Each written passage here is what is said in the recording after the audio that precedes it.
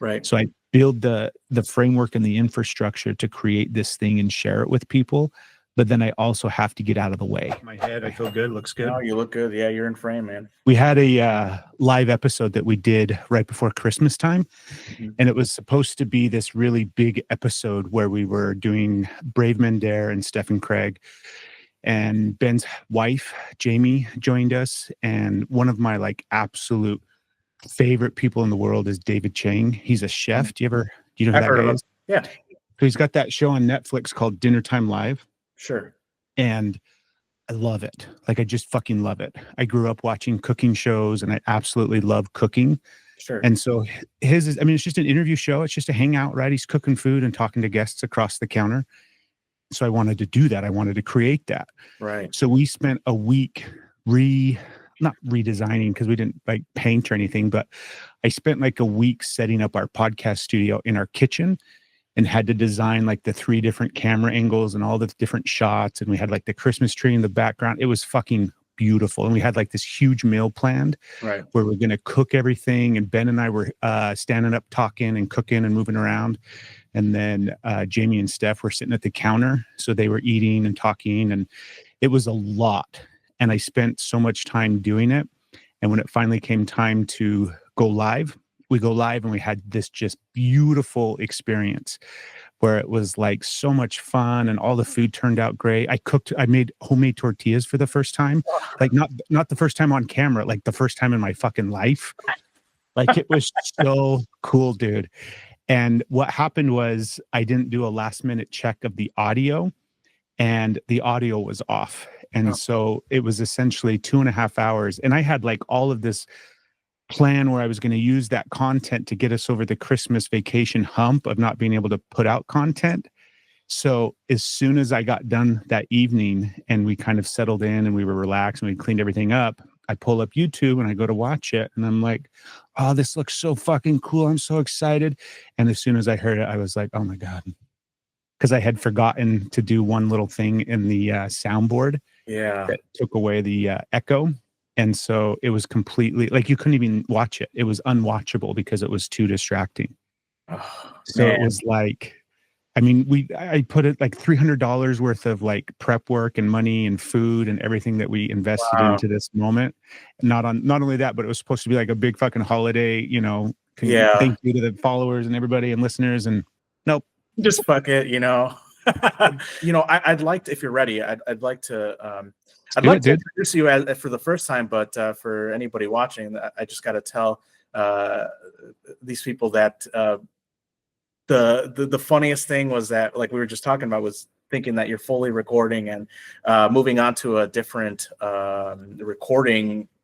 Right, mistakes you make podcasting. Yeah, exactly. Right. And so we made a mistake and we thought we were recording, had a really great conversation, and then found out, man, none of that recorded. So that exact thing happened twice to me this year or last year with 2 different guests. We had these 2 really amazing conversations. And the last one that it happened on, it was this woman, Bethany Webster, that came on our podcast. And her whole she just has the most beautiful way of expressing and communicating really challenging, difficult things because she's navigated so much. And her whole jam is all about the mother wound. And so it was a beautiful, impactful episode. And when I went back and looked at it, the recording software that we used had updated, and it meant that it now was communicating differently with my soundboard. And I didn't realize that because I didn't check. And the audio, hers was great. And when I listened to ours, it was like somebody had taken the volume dial and turned it all the way up, like full blast. So there was nothing I could do to edit it and create it, bring the levels down. It just sounded like, it was horrible. And so I sat there for like a week trying to edit it and work with it and tweak it. And then I was like, Bethany, I'm sorry. Can you come back on the podcast? No, and because of that, I do have to gloat about you for a little bit because, you took time out of your schedule. I know you're busy. You got to, first of all, this is right where I want to be, dude. I appreciate you. You have the Steph and Craig show. You have Brave Men Dare, and so with those 2 shows, man, like I know you have your hands full. So I appreciate you for being back on and taking time out of your schedule. But It's a Craig, pleasure, Josh. I enjoyed the first time, so I was excited that we got to hang out some more. it was a really great conversation, and that's one of the reasons why I told Jake, like, dude, we have to ask him to come back on and that's one of the things. I think there's a lesson there. I think that's one of the things where you have to get, if it's uncomfortable, it's the right thing to do. Just be uncomfortable, because regret is something that I try to avoid. I would rather make a mistake. I'd rather get a no than have had a yes in like the bag if I would have just asked. And so I think that there's a lesson there for not just me but Jake, because Jake is the one that's really going out there and risking rejection. We talked about this, like this little thing that one of the things that we both have a hard time with is asking people for things, because they might say no. Yeah, exactly. Right? Yes. Can't ask for help, can't ask for anything, got to figure out all on your own.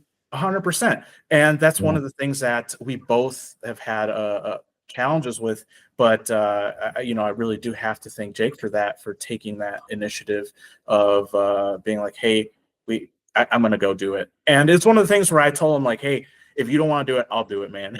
And he's like, no, I have to do it. So I am blessed to have a great friend to help me with this, and then to have you on. So Craig, how are you doing Today, brother? I am amazing. I woke up, and I mean, truthfully, the beginning of the year for me, beginning of 2025, as soon as it seemed like that clock rolled over, I woke up January 1, a different person. It was just unbelievable, the experiences that I've had. And it's not just in the last, however many days it's been since it rolled over into 2025. But truthfully, when I started to look back, and I always do this, I think it's a very important part of, if you're doing any type of I want to achieve and I want to go forward and I want to do all of these things and I want to accomplish all of these goals. One of the most important things that I have found is taking the opportunity and time to sit back and reflect on what you've already done. Because a lot of times, not a lot of times, literally every single time that I pause and I look back and I look at all the different things that I've accomplished, I recognize how much I've actually accomplished. And it suddenly makes the present moment where I'm at and what I'm trying to navigate, it gives me the energy to keep going, because I recognize how far I've already come. So it just happened this morning. I was on social and somebody was commenting down on, it wasn't on one of our posts. It was on, we follow this guy, his name's Brock Johnson. He's his whole jam is helping people produce, create content. He's got all the tips and the tricks and all sorts of different stuff. He's a cool guy. And I was in the threads or in the comments on his, and the purpose of the post was, I gotta slow down, Josh. Okay. It's not important what the purpose of the post was. What was significant was it gave me the opportunity to pause and reflect back of social media followers that we accumulated over the course of 2024. Because sometimes I get so focused on the goal that I've set, like for instance, in this scenario, right, we're talking about social media, and I'll get so focused on content and follows and likes, and I'm just like enmeshed into that space. And when I zoomed out and I looked, I was like, oh, wait a minute. Like on Instagram, we got like almost 50,000 new followers on Instagram. On Facebook, it was like 50 or 60,000 new followers in 2024. So like looking at that from a zoomed out position, if I go back to January, whatever day it is today, 2024, like a year ago, and I tell myself, hey, dude, this year you're going to gain like 100,000 new followers across all your social media accounts, I'd be like, fuck off. That's amazing. I wouldn't believe it. I'd be like, you're lying. There's no way that's going to happen. Right. But I took the moment to actually turn around and look and be like, oh my gosh, that's exactly what happened. And I don't remember how it happened. I don't know. It's not like I have a moment in time in 2024 where something suddenly happened and now all of this happened. It was all happening in the moment when I realized it and I had the moment to reflect. So I think that's a really important thing to do, is kind of take the opportunity to look back, not just if you're trying to go forward. I mean, I think it's literally kind of how life is supposed to work. We're supposed to reflect, and then that gives us the energy to move forward, and then we reflect, and that gives us the energy to move forward. But that rhythm of being able to reflect and move forward and reflect and move forward, that's how you achieve the things that you want to do. That's how you kind of create and reach your goals and your dreams. at I least think from my experience. no, 100%. The reflection is a lot of times super needed, especially when you're judging yourself. Oh, I do that pretty frequent. There is no greater critic of me than me, and so that's reflection has helped me be able to love myself better. I Uh, love that. I love the way you put that, dude. I think that has helped me love myself more, and it's because it's great that we do a lot of things, but if I don't acknowledge them, if I think that they could have been better, if I think that they weren't good enough, then there's nothing really anybody else could tell me if I don't believe it. And so I have to believe it first, right? That I look back, I'm like, hey, I did more than I thought I was going to do, or I did exactly what I said I was going to do. Or if I didn't do what I said I was going to do, I got pretty far. I got pretty close to it. I made an actual effort, and that stuff matters. So I wholeheartedly agree with what you just said. Um, I would like to, just for the audience, I already know this, of course, but but the audience, I think one of the great things about talking to you is that like I said, I feel like we had a really great conversation, and I need my community to know about you. So, how did you come up how did you come up with the idea for the Steph and Craig show? And we'll start with that one, and then we'll move on to Brave Men Dare. But how did you start that one? What inspired it? What got you going there? Truthfully, it all goes back to 2016. I lose track of time. I've recently I've had this epiphany because you spoke earlier about kind of judging yourself and that inner critic and that inner voice. That was a big thing that I worked with last year. And I had the same realization where it was like, I'm at this stage in my life as an adult where all the things that I'm telling myself, a lot of them come from programming in childhood. A lot of them come from the experiences that I had and the things that people told me I could or couldn't do. And I recognized that where I was at, there were no literal external voices telling me that anymore. There was nobody on the outside of my life telling me that I was a piece of shit, that I couldn't do anything, that you should just quit while you're ahead. Like all of those things that I was hearing all day long were coming from inside of me. And I thought, well, if they're coming inside, like if I'm having these thoughts and I'm processing it this way, that means that I have the ability to change it because there wasn't anybody in my, I have a beautiful wife. I'm surrounded by this community of great friends. Like I just started to really look at my life and have a lot of gratitude for it. But that challenging part of hearing that inner voice is something that, I think if we chop it up into like some of the things that we all have to do in life, is it's like learning how to meet that inner voice, sit with that inner voice, and then love that inner voice because it's just a part of us, right?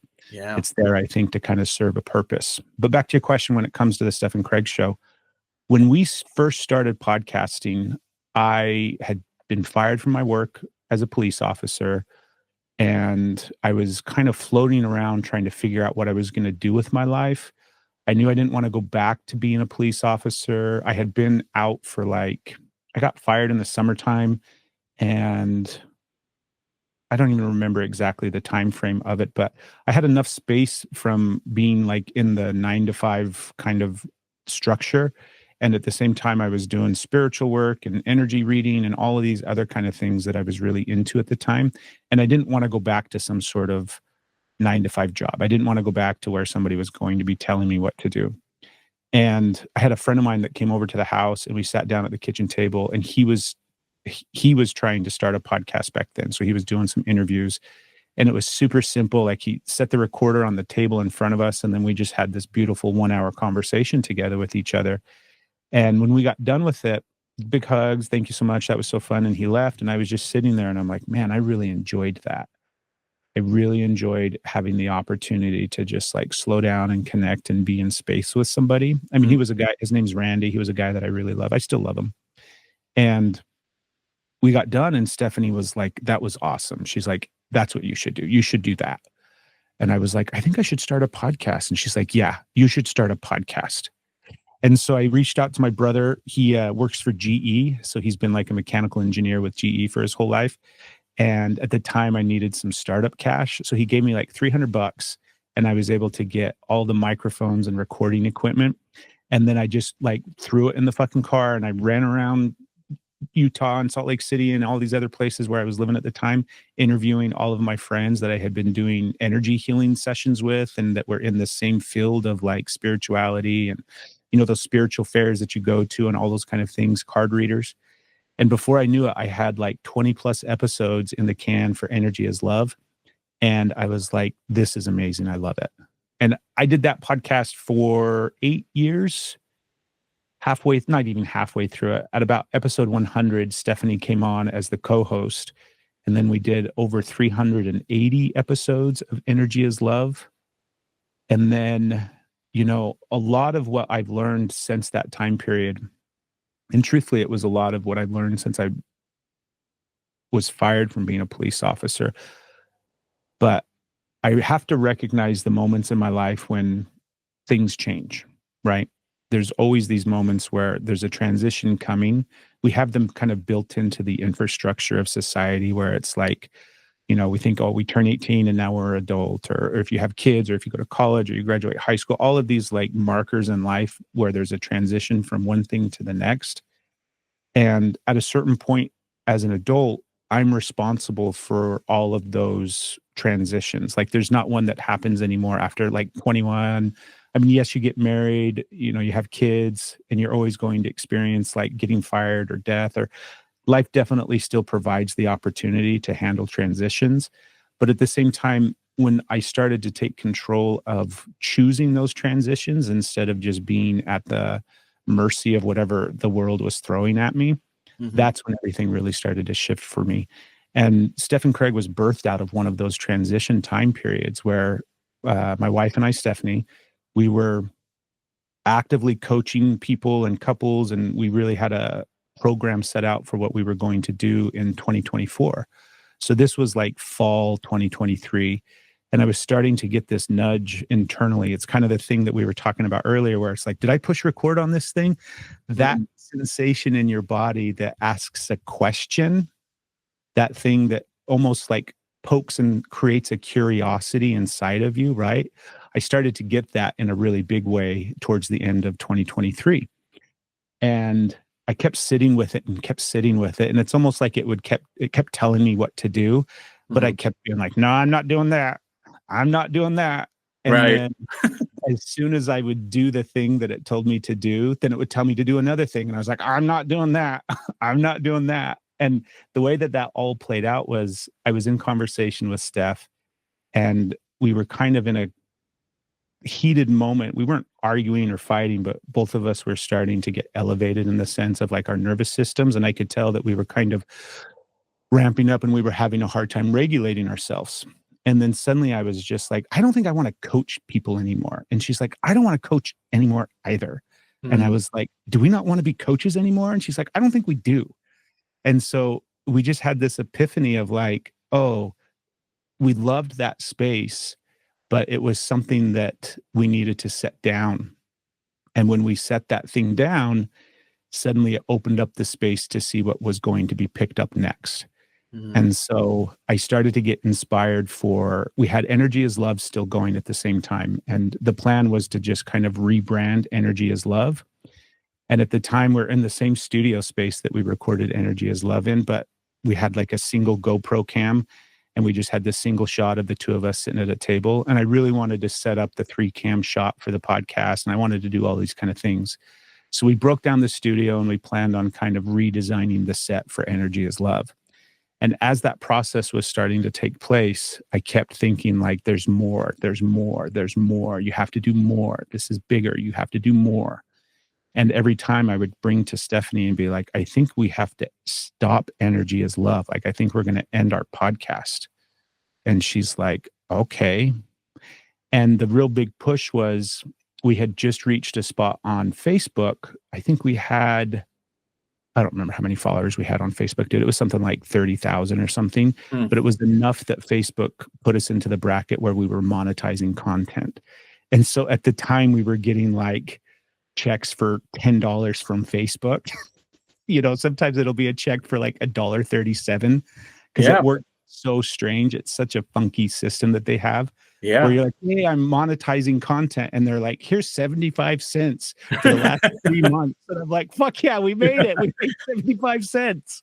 It's a So we were statement. getting, exactly.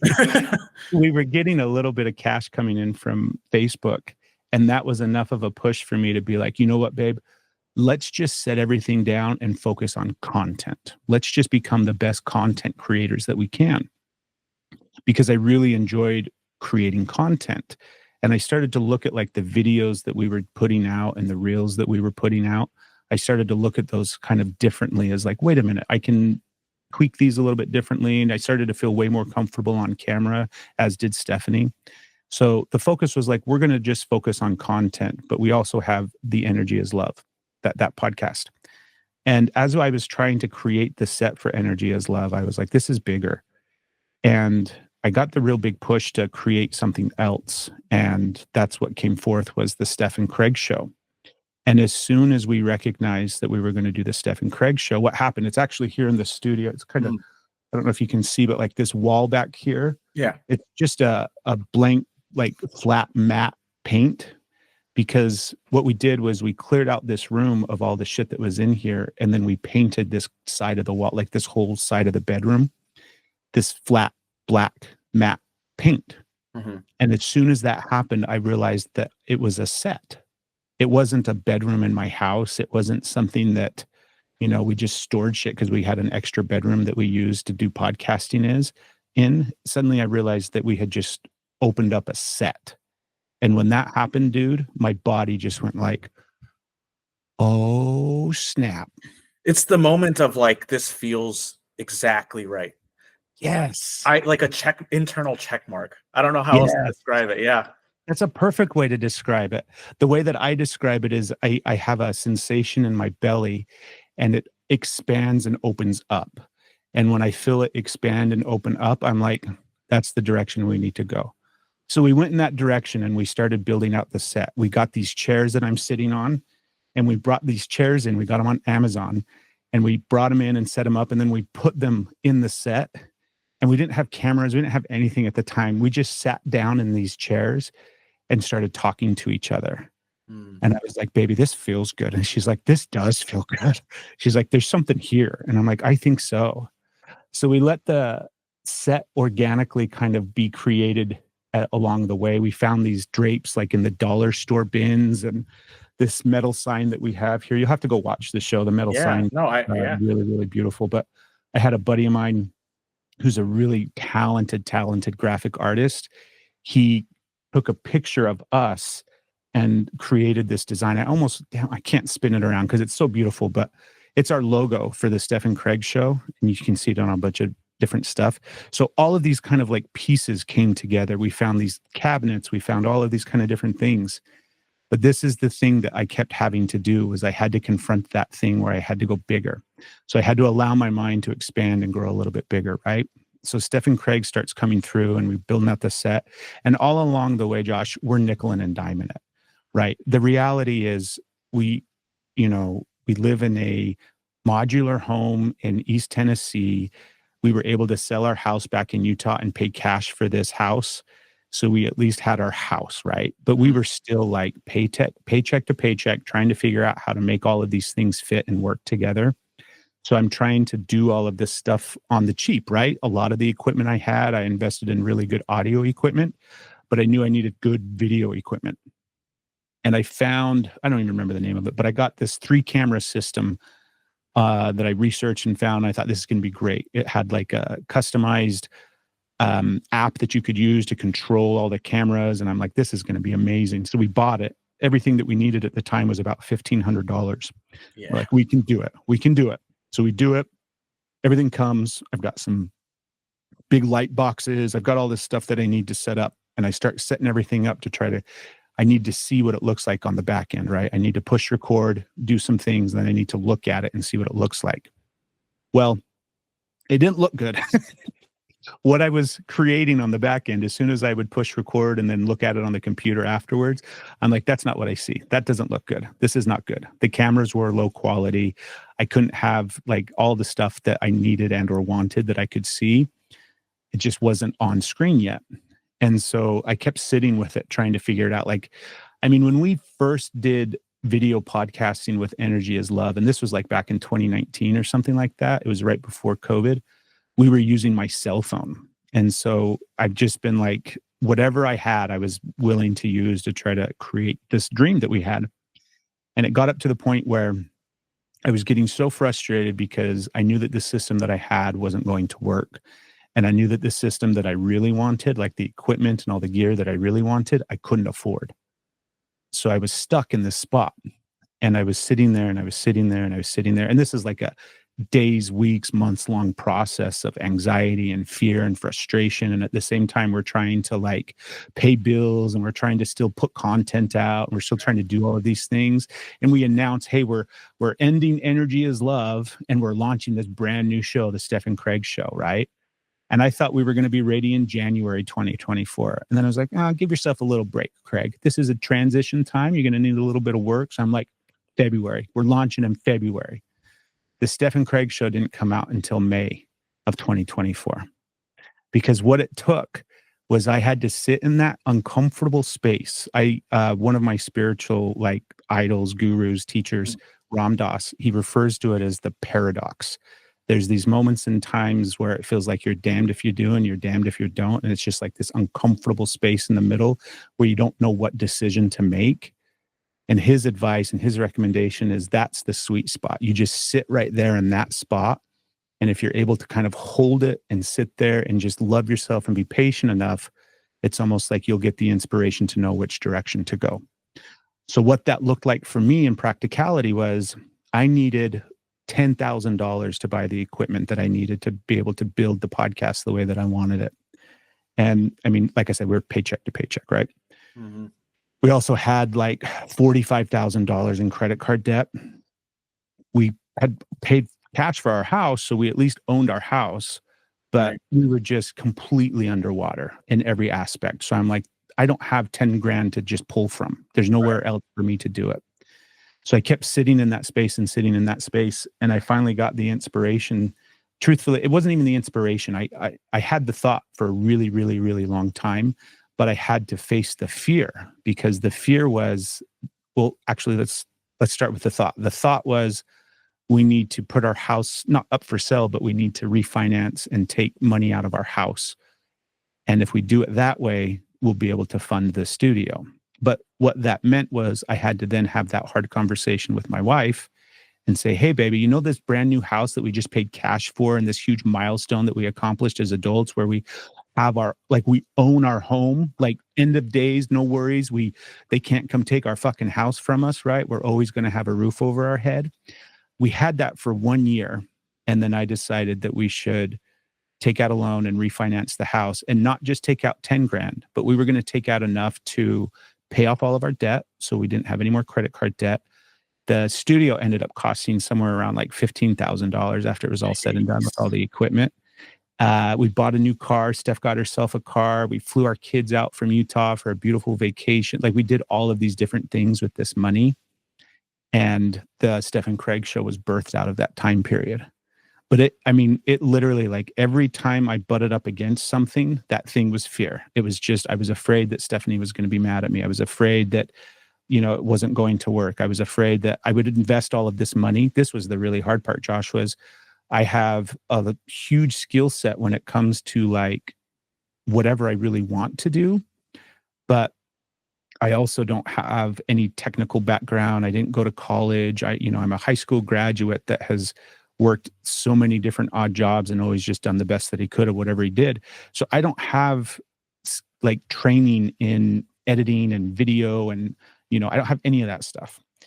So I was so afraid that I was going to make this huge investment and then it just wasn't going to work. And then we were going to be fucked because we just did all of this stuff and we got a bunch of fucking lights and cameras in our house now that are useless, right? So I just had to be willing to face the fear of failure, face the fear of disappointing my wife, face the fear of losing love, face the fear of, creating this thing and nobody liking it, do all of these kind of different things over and over and over again. And I'm so glad I did. Yeah. So I did. I think we had discussed this earlier about the, being uncomfortable, being willing to be uncomfortable. And it's better that you face that discomfort than to have the thought of what if I did? Because one of the things that has driven me, and I'm sure that you've experienced this too. I mean, we've talked about it in great detail, is the feeling of that little voice in your head that goes, you're supposed to do this thing, and you might be able to push it away for a certain amount of time. You might be able to be like, maybe later, I'm uncomfortable, maybe later. And for every major accomplishment in my life, it's been that way, where it's like, I don't know, I would find ways to not do it, like excuses for it, that it wasn't going to work, that there's just no, there's no way. I don't have the resources to do this thing. And so anytime that's happened, the thing will just pop back up over and over and over until you make the decision. It's like, okay, all right, I'll do it. Right. And when we talk about spirituality, I believe that has something to do with, you could call it a spirit guide, or if you don't believe in the spiritual side of things, you can call it an inner gut feeling. But but to me, it's the same thing. It's really a guidance of some sort, whether it's from your subconscious or from a spiritual guide. And so I find it that it has it's for me, it's a spiritual guide. And I've always had that feeling of like, there's that inner voice saying, hey, this is where you're going to go. This is where you're going to go. And it's very kind. It's not forceful. It's very like, hey, this is your next step. And I'm like, no, I don't want. It's the still small voice. Yeah. Yeah. It's that thing that they, it's been written about, it's been talked about, it's plentiful in religious text and Christianity and all of it, spirituality as a whole, right? But it is really that thing that says, hey, dude, go that way. Right. Hey, dude, turn left. Hey, dude, don't go in there. Yeah. Hey, dude, it's time to leave. Right? That still small voice. Exactly. Every time. And you can say that, at the time, this was I wanted to, yes, you may have wanted to do that specific thing, but you knew that there was a gut feeling saying you shouldn't. And that's every time I've made any major decision, any major failure in my life, I had a voice telling me, yeah, don't go that direction. And I did anyway, because I was like, but I want to go that way. and so you find out. And so that's what happened to me is there was always that voice there, and it wasn't rude, it wasn't mean, it wasn't. That's the part that I love that you brought up, dude. I think that's a really important part is, it doesn't get louder, it doesn't get mad, it's not there to be like, what the fuck, you're not listening to me, I told you you're supposed to do this thing. It just stays there real patient, and it waits. And when you're quiet, then it'll come in and be like, hey, do the Steph and Craig show. Hey, start that new podcast. Hey, quit your job. Hey, ask her out. It's always there. And it's patient as fuck. Like, it's not going anywhere. It will wait for you until you turn and say, okay, I'm listening. And then it's like, go left, go right. And as soon as you trust it, then you're on to the next adventure, and then you're on to what's next, and you're on to what's next. And life gets a lot easier once you start doing that. For me, yes. Once I started to be like, and it's just about pausing. I think for me, a lot of times, my mind goes a million miles an hour, and so I get this tendency to want to think it to death, where it's like, well, I could make it work, knowing in a gut feeling that it's not going to work, but my mind, my stubborn sense of I want this, is this, it's this voice that goes, that just sits there and goes, it's this way. And then it just takes me time. And once I started to really come to the conclusion that, okay, every time that I've listened to this inner voice, it's been the right decision, even if I didn't like it, even if I didn't believe in it at first. And so I'm just going to start listening to this voice and see where I go. And now all of a sudden, everything accelerated like 100 miles an hour of things, of milestones that I've wanted to accomplish. It's like, oh, okay, that's so I'm just going to do that now. And once I had, just doors come flying open.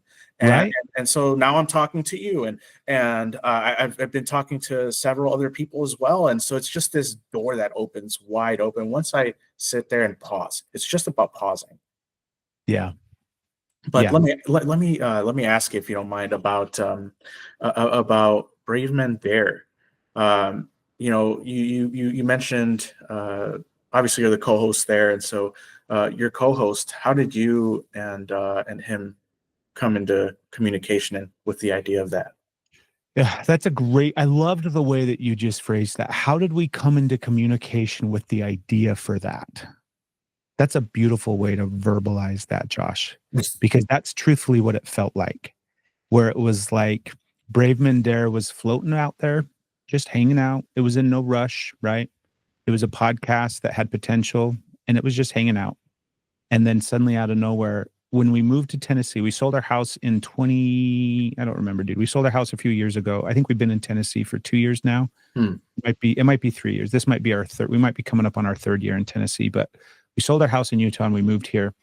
And I've been, I was going to say a lifelong jujitsu practitioner. Hmm. And I have to laugh because in some ways that's true, because I had two older brothers that we used to fight and wrestle, and it was just a childhood full of roughhousing and fighting and rolling around. And so I've been practicing the grappling arts for my whole entire life. And then I started jiu-jitsu when I was in my early 20s, and it's been something that has been with me ever since, and I love it. So when we came to Tennessee, we lucked out, and there was a really good jiu-jitsu school that was only like 25 minutes from our house. It was just, in the next town over. So it worked really, really good. And I was able to go and immediately start training again. And one of the really beautiful things about jiu-jitsu is oftentimes it attracts people, not just like-minded people, but the people that gravitate to jiu-jitsu and stay with jiu-jitsu. They're the coolest people in the fucking world, right? They're the greatest guys. They're going to support everything you do. It's just this beautiful family community space. I shouldn't say always. It's definitely dependent upon a couple of different factors, but at least from my experience, it's usually a really good vibe. And Athens Jiu-Jitsu is the name of the place. And it's the same thing. It's a great school. It's a great gym. Ben actually just bought it. So Ben is now the owner of Athens Jiu-Jitsu. Him and his wife, they just bought that gym, and they're going to do big, big things with that this coming year in 2025 as well. But that's where I met Ben. He, came in one day, and Ben's a big guy. He's strong as fuck. He's bald-headed. I immediately gravitated and resonated with him. I felt connected to him. It felt like one of my brothers. It felt like all the guys that I was, when I was a cop, and I was just very much comfortable around Ben. And we had some really good times with jiu-jitsu and rolling, and we have some real hard battles at times.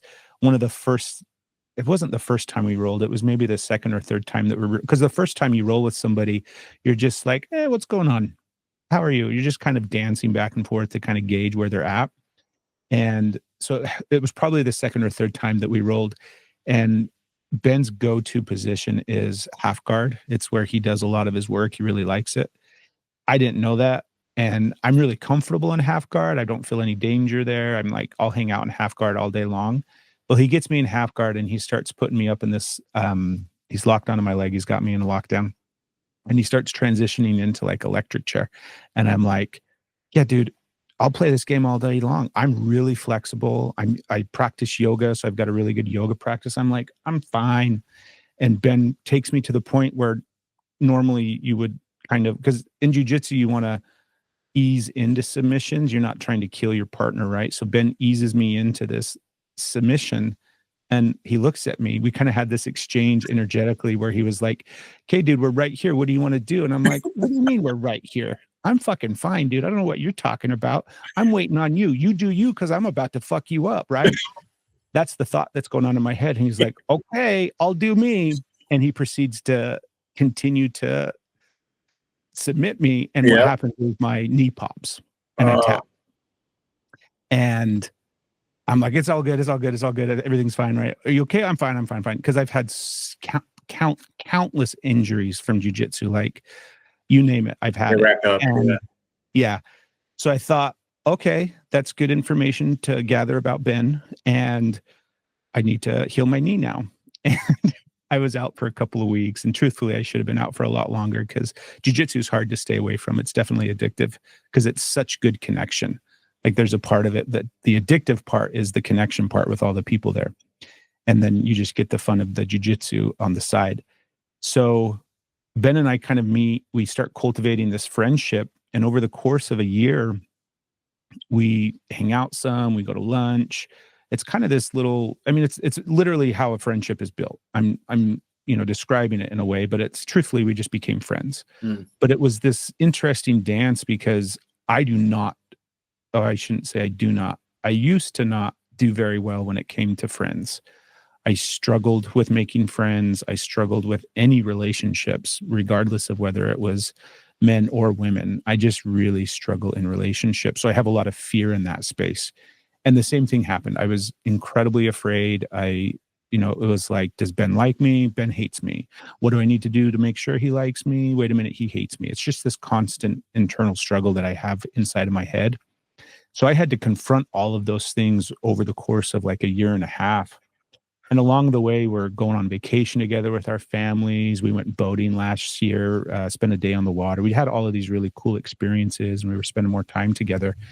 And there was one night when we were sitting at jiu-jitsu, and I don't know if you use weed or anything like that, but here in Tennessee, they've got this, it's Delta 8. It's the same thing that everybody in the country is trying to do right now, where they take THC and they, let Walter White work with it. And then they come out with a new product that the government can't say is THC. Right. So in Tennessee, they've got Delta 8 and Delta 9, and they've got that stuff elsewhere too. But so when we moved here, I started experimenting with it and kind of getting used to it. I don't smoke it. I can't smoke weed anymore. I choose not to, I should say, because I used to smoke cigarettes.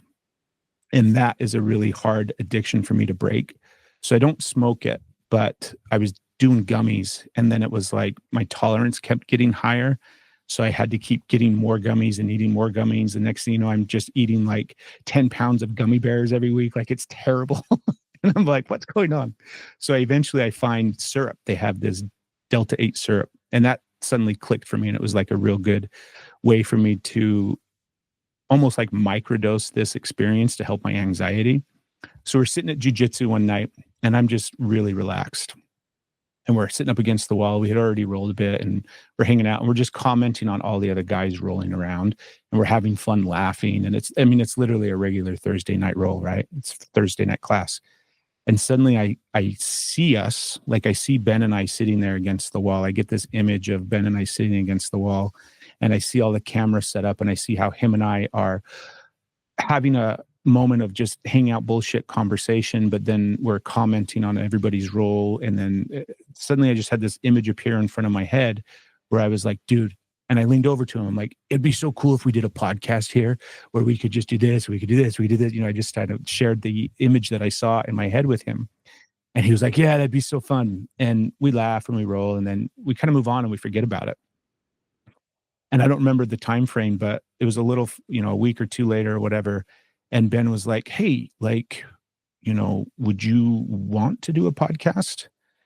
And it was one of those, I call them pattern interrupts. I used to do it when I was a cop. So when I was a cop, you'd show up on scene and it'd be chaos. Everything would be going on. And sometimes you'd have to address the situation, but sometimes you'd be interacting with somebody and they would be very much focused on what they wanted to do or what they were thinking or what they would doing or what they were doing. And I would use pattern interrupts to get their attention. And it would be like, hey man, where did you get your shoes? And so suddenly I'm talking to the guy about, whatever might be going on and he's getting worked up and frustrated and he might be getting more agitated and we're there investigating some crime and he might be the suspect, but he might not be. So I want to make sure that he stays calm because we just here really to gather information and I can feel his emotions getting higher. And I'm like, okay, I need something to focus him back in this space because he's getting too far out, right? So I would use these little pattern interrupts to kind of redirect people. And then he'd be like, what about my fucking shoes? And I'm like, I really like those shoes, dude. Where did you get those shoes? And then he pauses and he looks down at his shoes and he's like, oh yeah, I like these shoes too. And then he'll tell me a little bit about his shoes. And then we'll sit there and have a conversation about shoes or whatever, right? And what it does is it helps them relax and their nervous system comes back down. And then I'll go like, anyways, dude, yeah, what's going on with this? Like, we got to figure out I don't know, man. I don't know what's going on with this. And so it helps them calm down enough so that we can kind of still communicate and interact with each other. But fast forward, that's what Ben did for me. I don't remember what was going on, but I have ADHD. I've got all of these different things. My brain's 100 miles an hour. I have to learn how to work with it, right? And suddenly when he said that, it was a pattern interrupt and everything stopped. And I was like, I really asked myself, I checked in, because that alone, we've been talking about this intuition feeling, that gut feeling inside of us. Oftentimes I'm moving so fast that I bypass it. And so I'll hear a question, somebody will ask me a question and I'll just answer it. But then later on, I don't actually want to do that thing. It's like, hey, do you want to go out for drinks tomorrow? Yeah, dude, I'm there. And then it comes time and you're like, I don't want to go out to drinks today, right? Yeah. Past Craig wrote a check that future Craig does not want to cash. So when he said that, I paused and I was like, well, I think we need to have a conversation about it, because I realized that I did want to do a podcast, but I didn't want to just do a podcast. Like, I wanted to really check in with him. So we went to lunch and we had an honest conversation about what our intentions were and what we were both kind of visualizing and thinking, because Steph and Craig had just launched in May and I had done so much work to get it off the ground, between learning all the equipment, learning all the lighting, and then I had to learn all the editing for it, because prior to that, my editing was like, I could edit an episode of Energy is Love in like 20 minutes. It took me no time at all because there weren't any camera changes. I was just editing audio and putting it together and throwing it up on YouTube. So I had to really dive in 2024 and learn how to do legit video editing in order to create the type of podcast that I wanted. And I did that with Steph and Craig. And when Ben asked me, I don't remember the time frame, late summer, early fall, I paused and I was like, I've got all the tools that I need. I could do another podcast. I could create another podcast. There's nothing stopping me now because I've got literally all the equipment that I need. So we went to lunch and we talked about it. And I really wanted to see what his intentions were, because it was essentially like, yes, I want to do a podcast, but I don't just want to get on Zoom and have conversations. By the way, we're on Zoom, or we're on, this is beautiful. Like, I'm not minimizing this experience by any means, but, I didn't want Ben to throw up his laptop and me throw up my laptop. And then we just get on these calls with little rinky dinky blue mic phone. I don't want a recorded conversation. I want an experience to share with people. And he wanted the same thing, but at the same time, we were both really afraid, because we're busy and we do a lot of different things. Ben is incredibly busy. He operates at a really high level. And so for him to interject something into his operating, it's got to be something that he's passionate about. It's got to be something that he loves, but he's also not going to, he's not going to jeopardize the other things that he loves for that thing. So he, I think, had to sit with it as well. And basically we come up with like, okay, let's do it. And then we'll just give ourselves all the kind of patience and grace where, if it doesn't work out, it's not the end of the world. We get 10 episodes in and it's like, we had fun, but it didn't really feel like what we thought it would feel like. Right. So we went in with that energy. And after we had the lunch and I got excited about creating it, then my brain just starts firing up with ideas for the studio, because I recognize it's kind of what I was talking about earlier, where I was like, we broke down the set for Energy is Love. And once we painted that wall, I was like, well, I've already got a podcast studio. I just need to design a new set on it. But at the same time, the set that I have to design for it, I have to figure out how to swap out sets. So to me, my brain started thinking about it like I used to do plays in high school. And there's those moments in the play where end scene, it's not curtain close, but it's lights out, actors off stage, crew comes in, swaps out set, lights on, actors back in. That's kind of the way that my brain was thinking about it. And I was like, how do I do that in our studio? Because the podcast studio isn't big. Luckily, it looks real big and expansive on camera. You can make the room look big for sure. Yeah. Right. It's not. It's a tiny room with shit and wires and cables and everything's all over the place. So I had to figure out how to create a set in conjunction with Steph and Craig, because there was stuff like these shelves. I knew I wasn't going to move these. I knew that these were stationary shelves, but I also did not want those on the Brave Men Dare set because I wanted it to look like a completely different set. So I went to work creating that for a few weeks. And I mean, that looks like me getting online and looking at stuff on Amazon. I need chairs, I need tables, I need desks, I need all these kind of set pieces. We go to like Hobby Lobby and the furniture stores and all those kind of Goodwill places looking for different things. Cause again, we got to do it on a budget, right? Right. Always got to do things on a fucking budget. And I end up finding a couple of different pieces. I was like, Ben, what are your favorite colors? He's like, I like, OD green and I like maroon. And I'm like, cool. So I find some curtains at Walmart that were a really good, rich, dark, velvety OD green. And I'm like, this is the backdrop. So we start hanging up those curtains, which then is just really easy for me to bring in curtains and block out all of this stuff. Mm-hmm. But when you look at Brave Men Dare, it looks like a set, but all it is me. I've hung curtains to hide all of this stuff.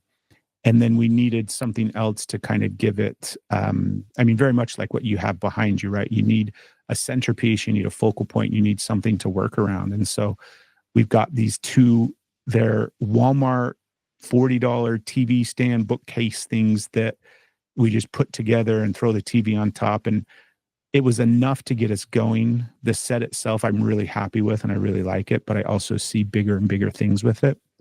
And once I got the set built, it was like, okay, dude, let's launch October 1st. And he's like, I love it. And I already knew what it took, right? I knew how to do podcasting. I knew this is what I told myself, Josh, right? I'm like, this time I'm doing it different. Because every other time when I launched Energy is Love, I knew that I needed 10 episodes in the bank before I launched, right? If I was going to do it right, I needed 10 episodes in the bank so then I could relax. Well, that didn't happen with Energy is Love. That didn't happen with Steph and Craig. And that did not happen with Brave Men Dare. Brave Men Dare was the closest, where we got about 5 episodes ahead of ourselves. So we gave ourselves a little bit of a buffer. I think we got 4 or 5 episodes in the can before we launched on October 1st. And then we burned through that little window all the way up until Christmas break. And then we recorded the new episode. It'll be out on Tuesday next week, but the first episode of Brave Men Dare, we recorded right after Christmas. And yeah, dude, it was one of my favorite. I think it's my favorite episode that him and I've recorded yet. It was so good. When we were in it and we got done with it, I'm like, I got to get this out. I got to get this out. This needs to get out. I got to get this online because it was such a good episode. But yeah, it was a lot of faith and trust in like myself. Also the vulnerability of like, the beautiful thing with Steph and Craig's show and with Energy is Love, and truthfully, any of the creative things that I put out, I've got my partner, Stephanie, and she is the most loving, supportive person that I've ever met. The way with which she just shows up and loves me gives me the belief that I can do stuff. But because I've got that little kid in me that has a hard time trusting people, especially when it comes to men, right? Because my dad wasn't the greatest dad, and I've got all these other issues and stories with different masculine role models and mentors and brothers and relationships. So it was really hard for me to trust Ben. And all along the way, I was like, he's going to quit. He's not going to like this. He's not going to want to do it. But week after week, dude, it was like he'd come over to the house. We live about a half hour away from each other. He lives in the next town over. And every week he'd fucking show up and we'd do like 2 hours, 2.5 hours. And he's like, hey, dude, love you. See you next week. And then we'd show up again and show up again and he just kept showing up. What that helped me do was recognize that, oh, wait a minute. It helped me change that story that I had my whole life. It helped me recognize that people actually will show up for me and I can trust them.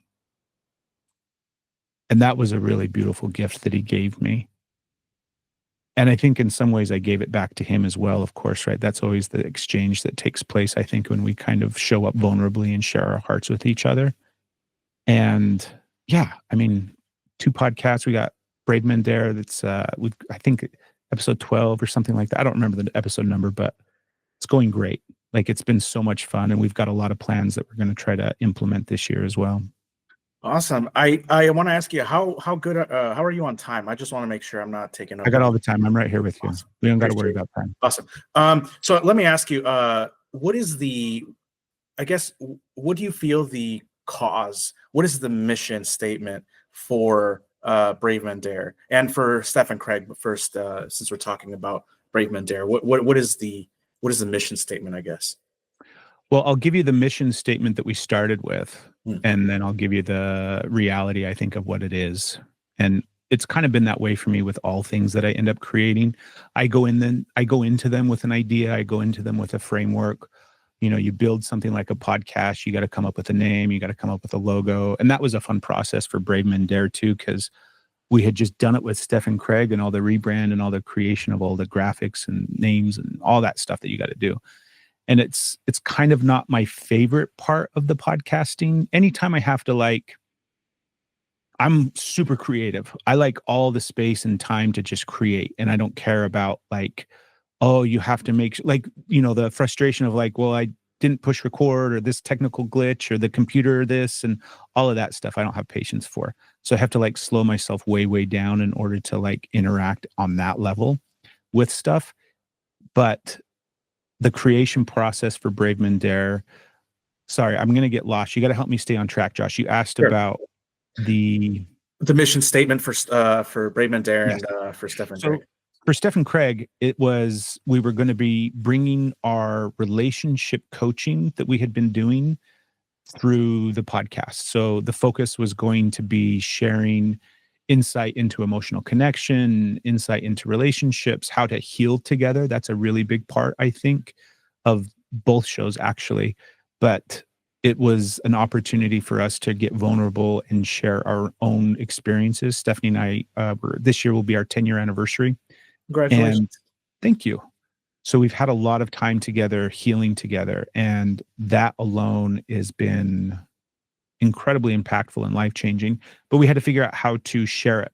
So that was the initial intention with Steph and Craig. And then Brave Men Dare, it was we wanted to talk about masculinity. We wanted to talk about emotional things. We wanted to have conversations that were funny and lighthearted. Ben is a real big movie guy like I am. So we knew that we did one of my favorite episodes of Brave Men Dare so far. We did Tombstone. So we've got these pinnacle movies over the course of our childhood and adulthood that we just absolutely love. So when we started the podcast, we were we'll do episodes where we devote all the time to the movie and talk about it and the things we liked and the clips. So we did one of those for Tombstone last year, and we've got some more that we'll probably do. But it was initially just kind of that, where it was we were going to be sharing our experiences and having conversations to the best of our ability, because we recognized that we had similar backgrounds. Ben was a Marine. He did 10 or 12 years. I can't remember how many. He did a ton of tours in Afghan. I mean, the guy has been through so much in his life, right? So we had a lot of things that we connected on when it came to our past experiences. And then at the same time, he's got 2 kids. I've got 4 kids, and all of my kids are adults now, but it was an opportunity for us to just really connect and talk about the things that we were going through. But at the same time, I started to see it as a real good opportunity to kind of highlight and document the friendship process of what does it look like to build a friendship? What does that entail? It's almost like the most impactful friendships that I've had over the course of my life are the ones when I've been able to have really connected emotional conversations with them, right? The men, the women that I've had really healthy, good, strong relationships with are they're the people that I feel the safest with. They're the people that I feel safe being vulnerable with. They're the ones that show up for me and kind of hold the same space so that I get the opportunity, vice versa, right? And figuring out how to convey that and show that so that it kind of comes across on the podcast. So I kind of looked at it from that perspective as well. But those are initial frameworks that we put both of these things into, the world with. And I always have to remind myself, and it's a lesson that I forget all the time. I forgot it with Steph and Craig. Luckily, I remembered it just in time. But I have to let it go. I have to let the thing come through me rather than thinking that I know what it's going to be. Right. So I build the framework and the infrastructure to create this thing and share it with people. But then I also have to get out of the way. I also have to allow it to come through me and experience, what it's going to be. And that's what 2025 is going to look like for both podcasts. Because towards the end of the year, Stephanie and I were getting kind of stuck in the space with the Steph and Craig show, where it was like, it was a grind. We were doing 2 episodes a week, which was a lot for us. But I'm really grateful that we did that for the first year, because it gave us, I like to think of things a lot. I have this metaphor that I use, and it doesn't come from Ram Dass. It's an old metaphor. It's like Tibetan or Buddhist or something like that. It's probably in the frickin' Bhagavad Gita, but it's chop wood, carry water, right? My daily practice is I got to show up, I got to chop wood so that we can stay warm, I got to haul the water so that we got something to drink, I got to chop wood, carry water. I love that. And that. that's what doing 2 episodes a week for Steph and Craig was, because, it's one thing to show up and record a podcast, but then on the back end of it, I'm editing both episodes, I'm producing, we're pulling clips from every show so that we can throw up some clips on YouTube. I'm pulling reels and shorts from every podcast. So every single week I've got honestly 40 hours worth of video editing in order to do, on top of posting and curating content for all these social media platforms. And then I added Brave Men Dare on top of it. So everything just went up another level. And towards the end of the year, the combination of kind of the weight of all of those things, but also the recognition that Stephanie and I were getting into the same groove with the podcast was supposed to be this thing, and we're focused on keeping it this thing and letting it be this thing, and we got to do this thing.